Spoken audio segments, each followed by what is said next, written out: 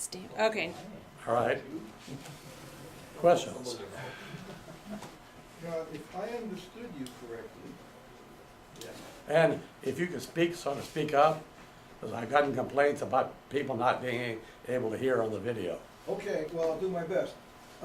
If I understood you correctly, two things. One, incompetence in your scheme of things is a capital offense? No, not exactly. The concept of non sui juris is a basis in due process for disabling the exercise of rights. There's one kind that exists by default, which is minority. You don't have to go to court to get a child declared to be non sui juris. He just gets considered that by default. When he reaches the age of 18 now, he used to be 21, if he's still incompetent, you can go to court and get him declared incompetent, have a guardian appointed, so you're extending his minority, perhaps. On the other hand, if he's unusually mature, you can get the court to remove his disability as a minority. That goes in the other direction. That was done for me when I was 13 years old. State law then allowed someone as young as 13 to have his legal disabilities of minority removed, which made me an adult for all purposes except voting. Although it was a little hard to explain to a bartender when I asked for a drink. What I thought I read in your slide, we talked about the potential loss of life, and one of the reasons was incompetence. Well, that was a concise expression. I've got to try to keep it in one line so it doesn't run off the edge, but basically, due process can be used to disable rights for any of number of reasons. It can be incompetence, it can be crime, or it can be for defense, but obviously you're not going to disable the same rights for each of those things. Each has its own appropriate disablements. The other part is if everyone, as I understand your position, is given the opportunity to interpret the laws for himself or herself and act accordingly, how do you avoid anarchy? Through education and discussion. We as a society need to make sure that we all know the law and can agree on what it means. Can't agree. And if we don't, then we had better amend it to clarify it until we do reach agreement. Same way with laws for sporting events. If the law for basketball or football or any other sport is ambiguous on some point, then the umpire may make a call to resolve the issue without having a rule, but he's not bound, or anyone else is bound, to make the same decision the same way on a future occasion, unless the sporting league sits down and says, okay, for this situation, here's the new rule. And I don't think we want a situation where umpires get to rewrite the rules. Larry. Yes. So I had, well, there were at least 5 different things I wanted to respond to, but I'll take the top one. A question about these prerogative writs, because they had some very intriguing features. Anyone can file one. You must respond to them. The burden of proof of responding is on you, not on the person filing. From a different domain, from the domain of computer programming and network theory, I know that any kind of message that must be acknowledged according to the protocol can be abused for a denial of service attack. Yes. So the way this works is 1 million people out of a country of 300 million object strongly to a particular official or to a particular rule, and then 1 million prerogative writs are filed, and all of them must be responded to within 3 days. Yep. The law cannot demand the impossible, so how do we resolve this contradiction? Well, first of all, that, believe it or not, people have thought about that. I did. And the obvious thing is that once one writ is filed and it's answered, you simply create a public record of that answer and put it online. Now it's available for anybody to look at. And if anybody wants to file another one, the system just refers them, well, that's already been demanded, and here's the response. So if you have a modern communication system, the system, it's manageable in principle. Now, what you're doing there is you're shifting the demand for resources off the respondent and onto the justice system. But that's doable. You might crash the judiciary's computers, but you're not necessarily going to crash the official. So I have a question just from the first slide, which as I recall, you said laws are such that we consent to them. But what if somebody doesn't consent? Is that law applicable to that person? Well, it could be. If you acquiesce, you have a tendency to lose rights. If you don't protest, or object in a timely manner, just like in court, there's a time to raise an objection, and if you don't raise it, you lose it. John, This, let me get the ladies first here. In the many fashion of sending signatures to suggested secession of states, I have heard that the White House has received, I heard 1 million, I heard 750,000 signatures from all 50 states. And at what point, when the populace is sovereign, does something that could become a disintegration of the Union, which imperils everyone's security, be handled as the sovereign's command? Is it a majority of the people demanding the White House that the president make a decision? Well, there are about How does that 220 dangerous thought work? 220 million people who can, in principle, vote. When we get to 110 million, we have a problem.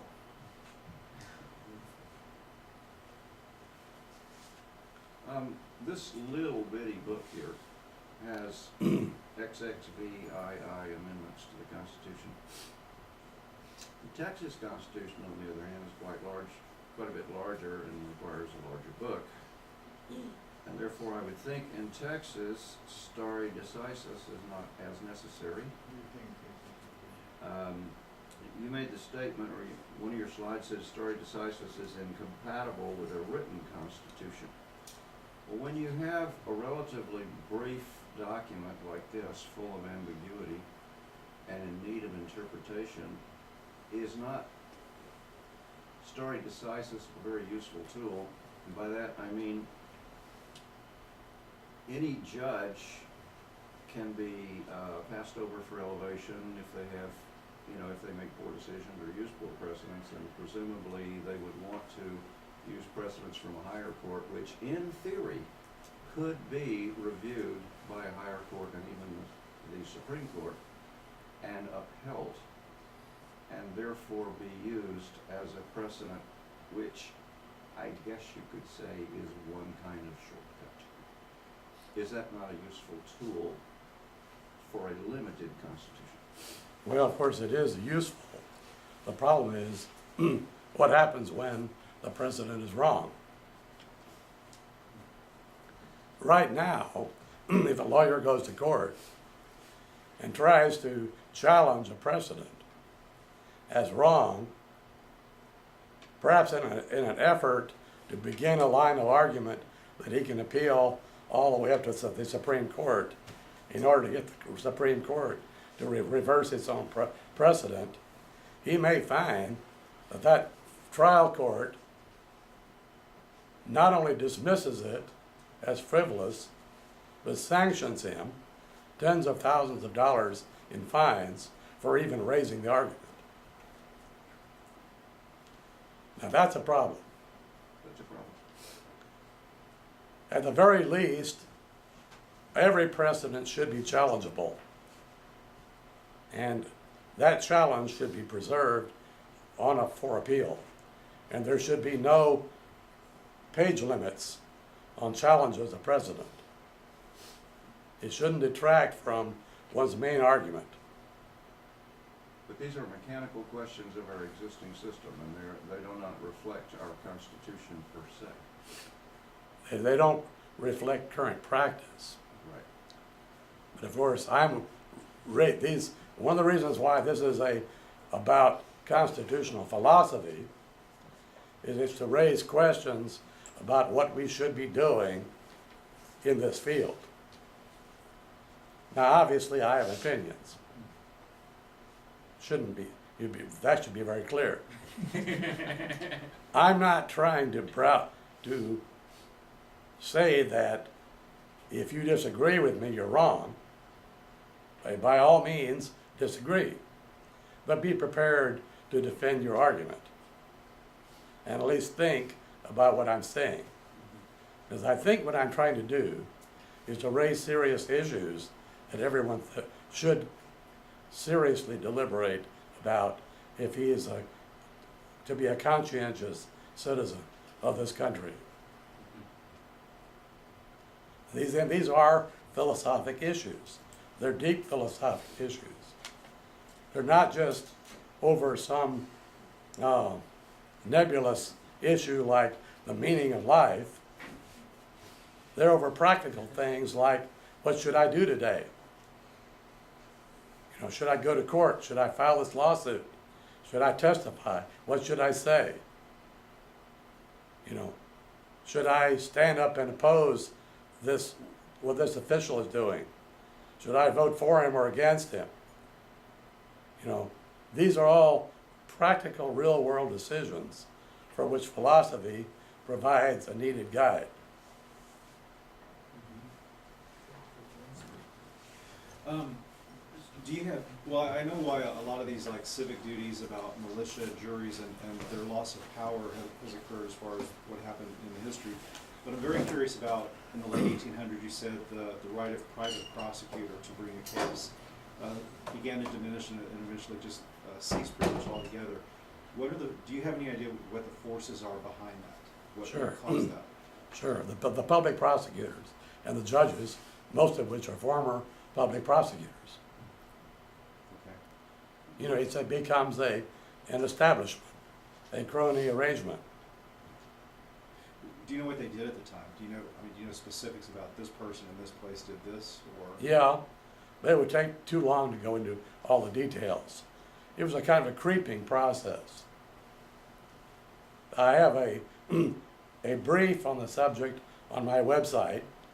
In fact, if you go to the homepage, you'll see private prosecutions, you'll see a polemic, and then a brief. So you get it from two different approaches. And you'll find the cases, the precedents, everything you need right there. I want to point out. By the way, that was one of my first briefs that was not written in my own case. I just want to point out as a modern day example of the system that we came from, that we revolted against, the British system. Their current practice over there is all lawyers. So once in a while you become a prosecutor, like they bring them in, and then the private ones go back out in private practice eventually, but they trade off between the two roles, Mhm. which I think is wise, it's a wise Mhm. policy. Yep, and I would be inclined to randomize the process much more. To put every lawyer in practice in a jurisdiction on in a queue where you occasionally might be called upon to either take a pro bono case or prosecute a case or defend a case. So you had to be able to be ready to do any of those things. Okay, Larry, I'll give you another turn, but May I go to the slide where this is actually stated? The nature forbids consenting to the loss of inalienable rights. It was pretty near the beginning. yep.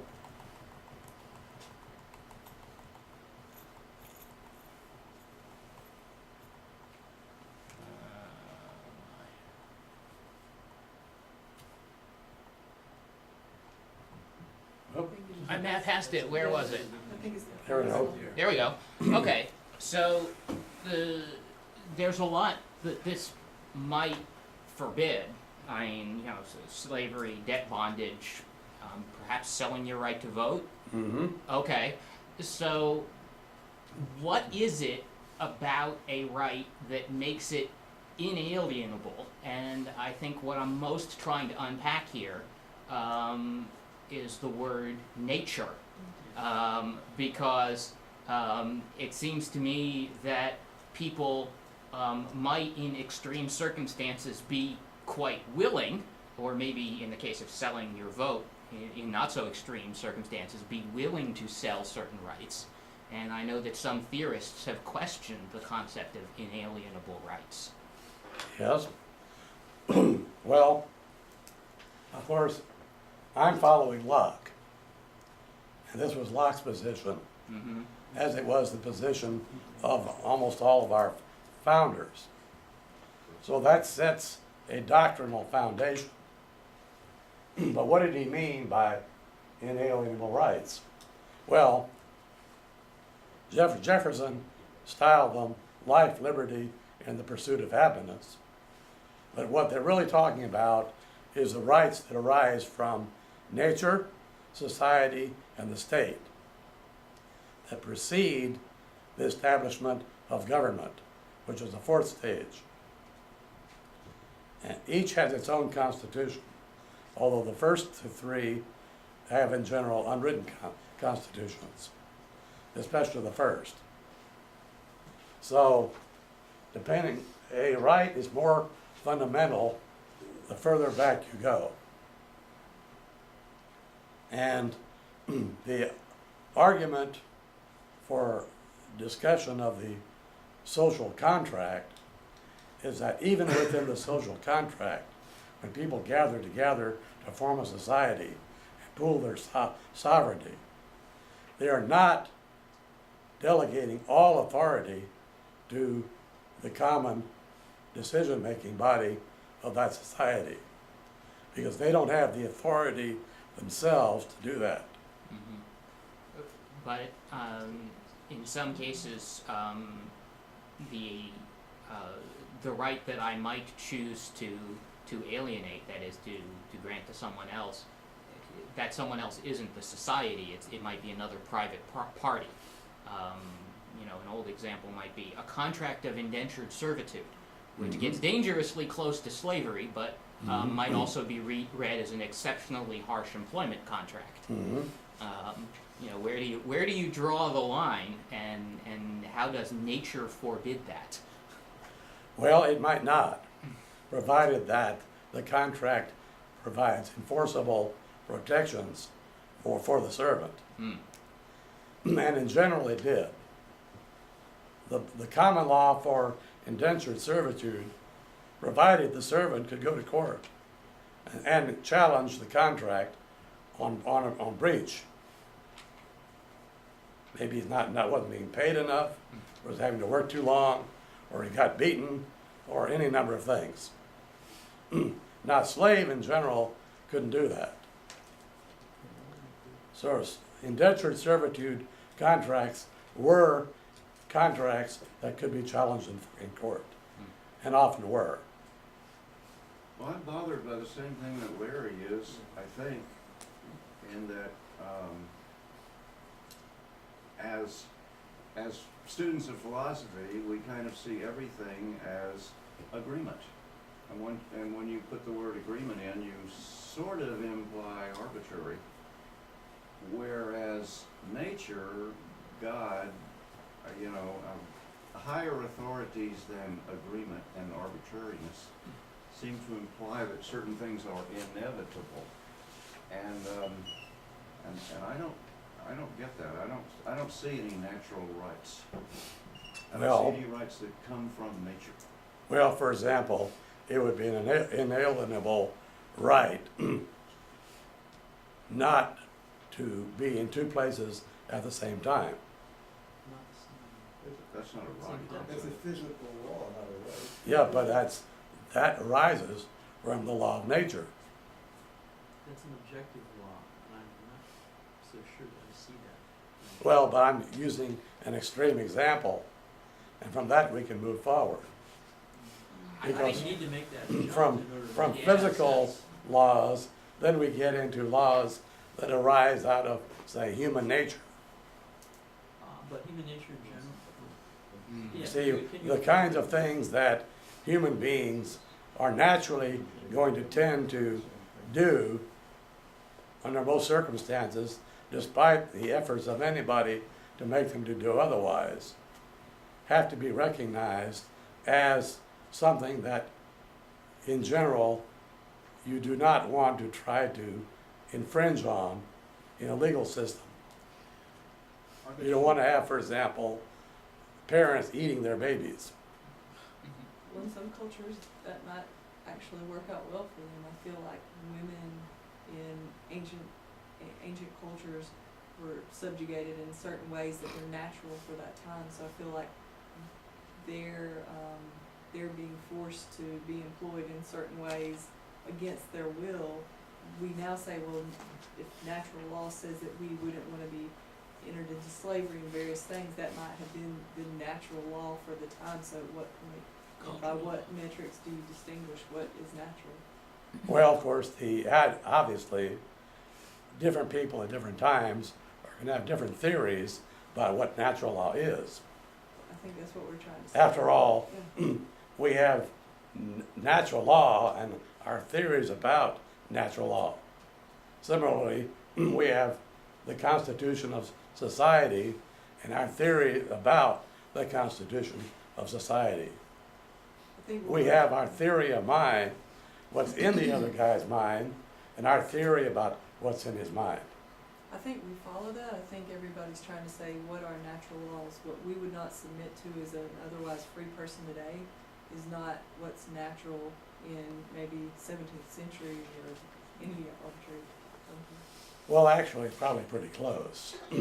Maybe not to the 5th century, but by the 17th or 18th century, things were beginning to move closer to our time. And that's what gives us the heritage we have. And we consider it universal in the sense that we now think that people today exposed to all these ideas, whatever their theories might have been in the culture that existed earlier, are probably now going to accept as a theory that they want to follow. Wouldn't it be clearer, instead of referring to natural law or natural rights, just to refer to moral law and moral rights? It seems to me there's a little bit of a Yeah, well, it sorry, puts she it had a around, but I question think before you it did. may actually locate where the true authority comes from, that's binding on people. I think it resides maybe not in nature, but in conscience. I mean, Of course, seems that to be- just makes it more abstract. And what we're trying to do here is to de-abstractify this discussion to the extent that we can to make decisions easier.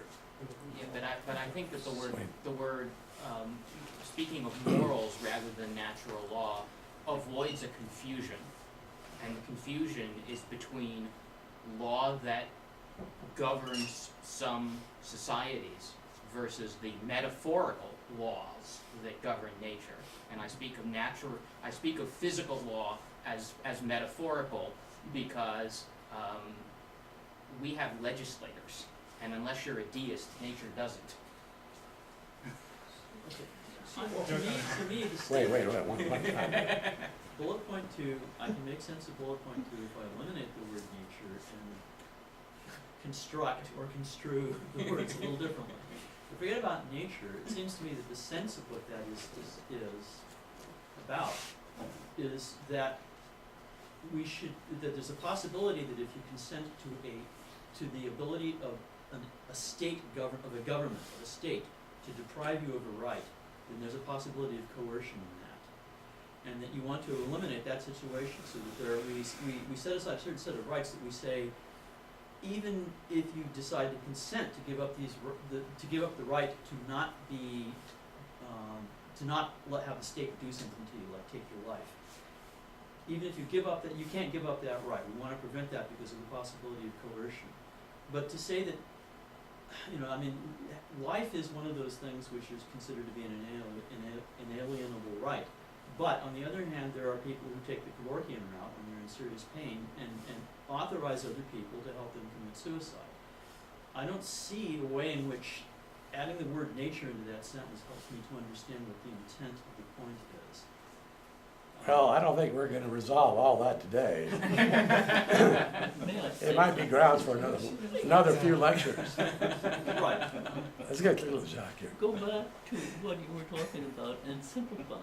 Let's uncomplicate this for a moment and define natural and define law in the way an anthropologist does.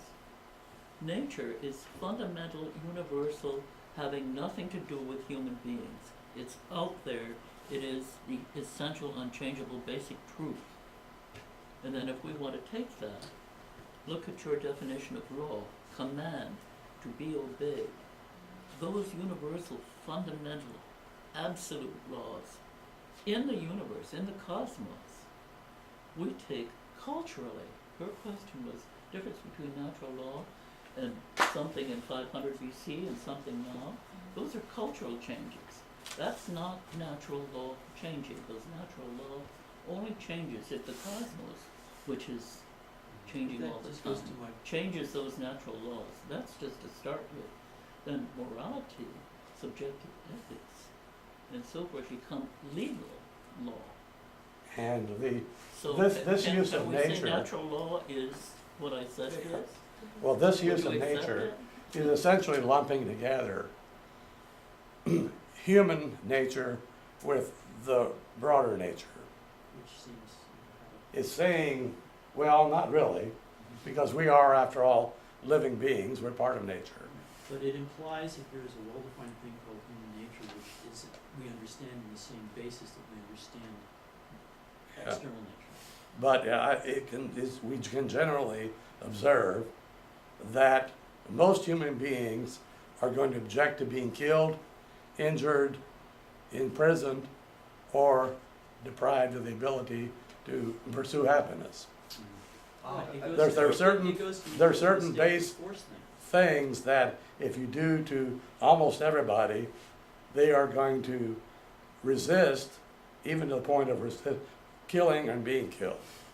Right, so it goes again to restraining a state from doing things you don't want done to you or Mhm. others, groups of others.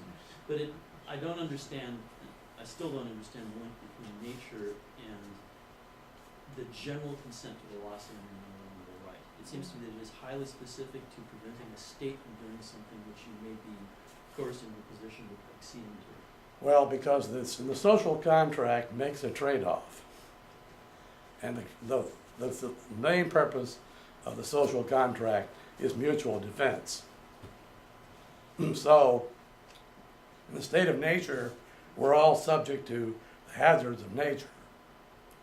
In the social contract, we band together in mutual defense, but we also need to make a trade-off in which we have to be able to defend not only against things outside the society, but other members of society, and for that, we have to allow them to defend against ourselves.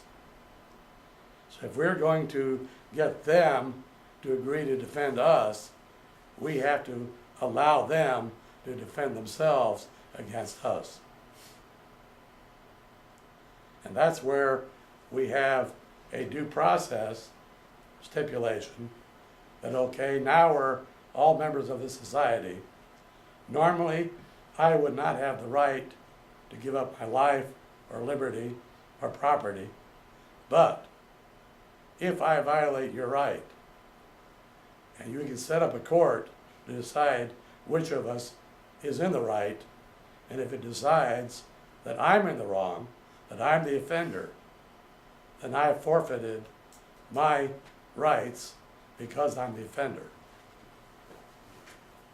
To switch gears for a moment from the theoretical to the practical, if I understand you, you seem to be advocating that we return to a form of government that existed, as you described it, in the late 18th century, early 19th century America, when, as you indicated, the average county population was 4,000.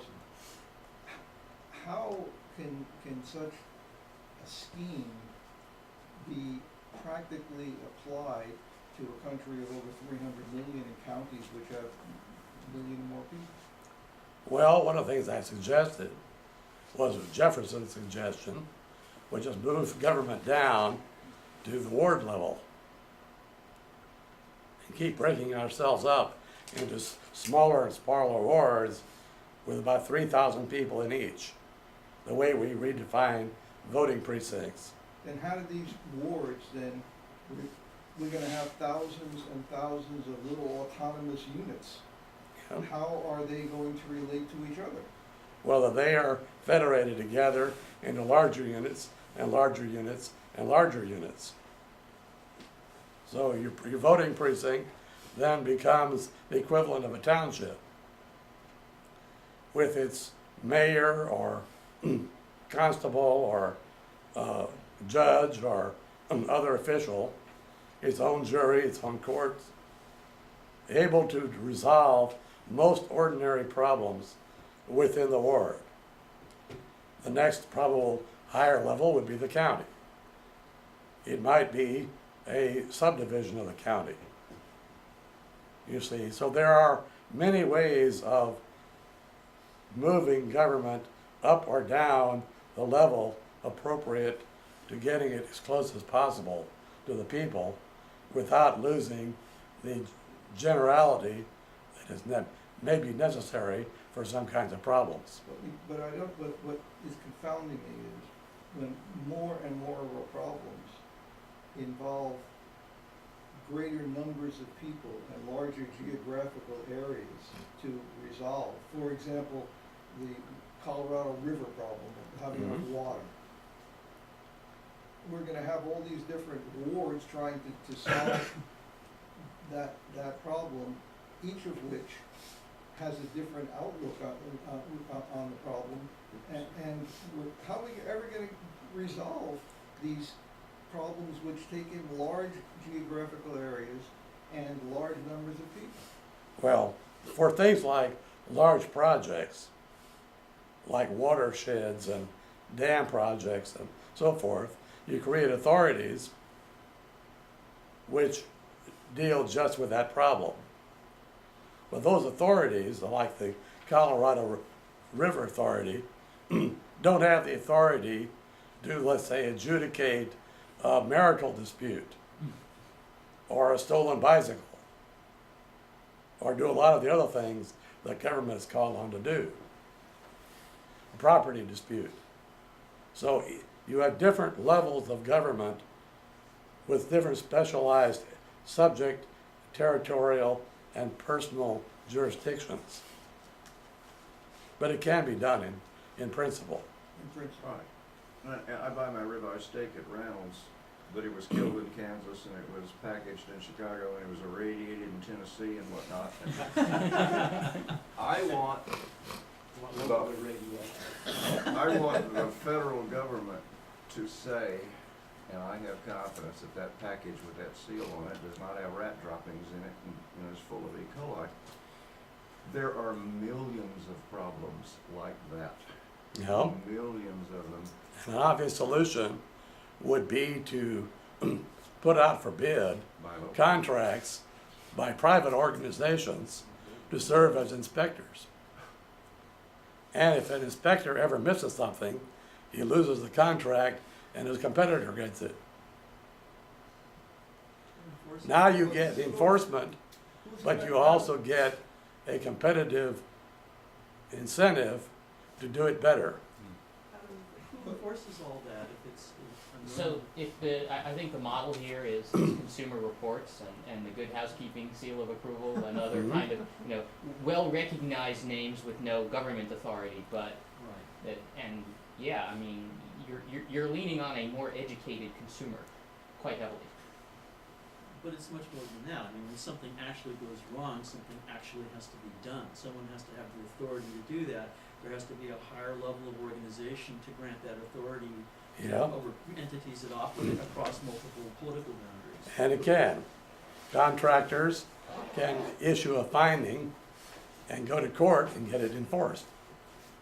But who's gonna have the expertise The contractor.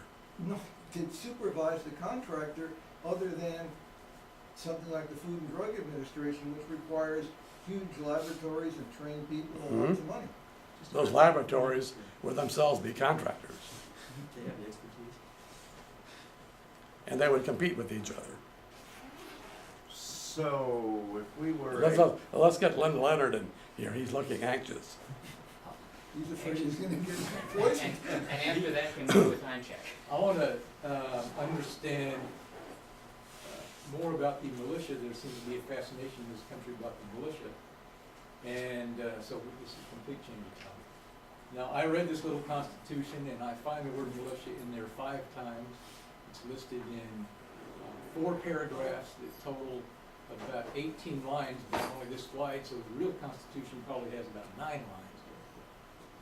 Yet, there are all sorts of claims made about militias these days that I'm just not seeing in here in the Constitution. Clearly, just a reading of this makes it clear that the founding fathers who wrote this Constitution feel that the militias are basically little state armies to be regulated by the state.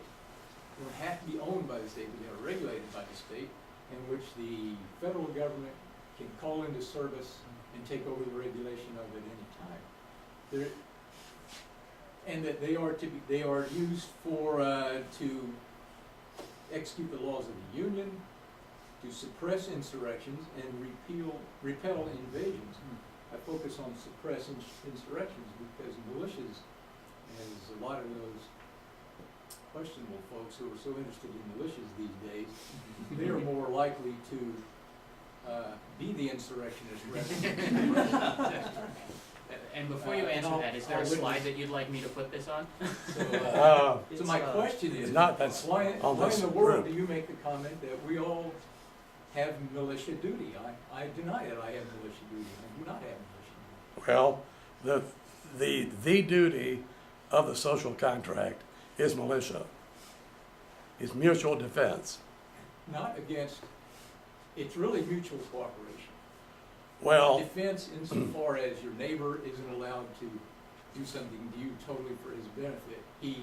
We all have this contract to work together, basically. yep, Defense is part of it. but it's also the duty to take action by yourself if nobody else is around. My question is, on what constitutional authority do you say that we all have militia duty? It actually arises out of the social contract theory. Only with a unique interpretation of social contract. Now, not that unique. But if it isn't written in the Constitution, what gives you the right to say that it exists? I thought Well, everything has to follow if the fact words that of it the Constitution. is written in the Constitution, if you read it carefully. The problem is that with today's militias, we mostly feel that we need to be protected from them and not the other way around. Well, they would disagree, but here's the concept. What we're supposed to have is a robust militia system that is organized by the state. But Every why do you say sheriff we're is supposed to be militia commander for his county. Every constable for his county precinct. This is extra constitutional. No, that was the standard practice in the founding era that was presumed But when the now we have- Constitution was written. As with so many other parts of the Constitution, it's completely outmoded. Now No, we it's have- not. Now we have paid police forces and we have a full-time standing. And paid police forces would have been considered unconstitutional because they're select militia.